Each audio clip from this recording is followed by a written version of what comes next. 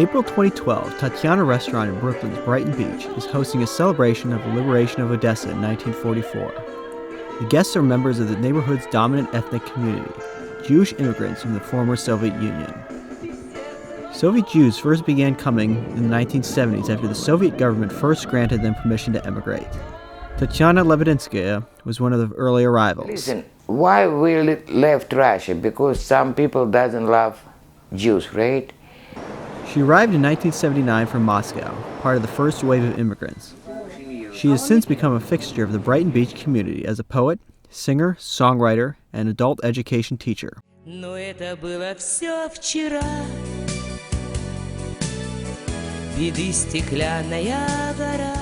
call it Little Odessa, because a lot of people from Odessa come to Brighton because it was very, related to their soul spirit, because they live nearby Black Sea. Here they live nearby Atlantic Ocean. Valerie Savinkin, head of the Odessa Association of New York, is one of these. We have tens of thousands residents in Brighton Beach area and generally in Brooklyn who came from that same city that I came here, Odessa. But the face of the neighborhood is changing. Since the fall of the Soviet Union in 1991, an influx of non-Jewish Russian speakers from former Soviet states has altered the ethnic and cultural composition of the area. My name is Yichram. I'm from Tashkent. I arrived today. So far, I like it. I'm here for a couple of months. Then we'll see. Thousands of newcomers from the Central Asian states have made the area home in the last decade. Ilham Kanjabayev came to the U.S. from the Fergana Valley in Uzbekistan and has lived in Brighton Beach for 8 years.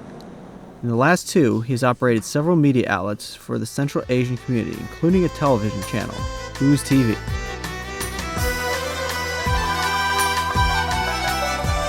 Brighton Beach – это маленький Советский Союз. Brighton Beach is a little Soviet Union. You walk in and the signs are all in Russian. Pharmacy, all kinds of stores. It's great to see it, because you're in America and everything's in English. And then you see these signs. It's closer to home. I feel good seeing them. Ilham's mother, Mubarak, is a former teacher of Russian literature in Uzbekistan. I was surprised that here there are probably 80% Russian speakers. They are everywhere, especially in Brighton.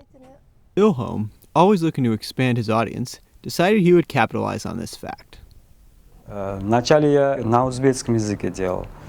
At first, I did everything in Uzbek. Then I thought, people who come here from Uzbekistan, it's not just Uzbeks.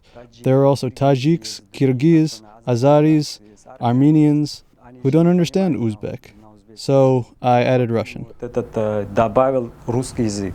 Many of the newer immigrants are integrating well into the community and attracting the attention of longtime residents.